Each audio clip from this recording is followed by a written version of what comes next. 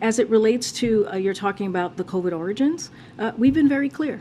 We've been very clear that we need the data, and we need to figure out how to get to the bottom of the COVID origins. And that's something that the president has said since the beginning of this administration. So that none of that has changed. But with his campaign, it was all about shutting down the virus and how hard it is for families with an empty chair at the kitchen table because of COVID. If we now know, according to the FBI director, who is most likely responsible for all those empty chairs at all those kitchen tables, why not do more to try to hold them accountable? So I'm going to flip that on its head for a second.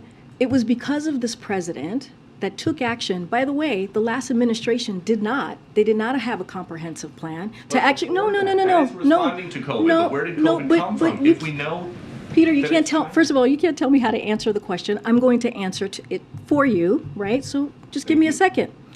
So because he took those actions, he actually helped to save lives. Because he took action to make sure that people got shots in arms and put a comprehensive plan in front of the American people and put in the work, we actually were able to get to a place where COVID is not gone, but we now are in a place, we're in a different place in the pandemic, and that's because of the president. And that's because of his leadership. So let's be very real about what the president has done over the last 2 years to take on COVID, to make sure that the economy is growing again, to make sure that we're really working for the American people. So that's number one. I want to be very, very clear on that.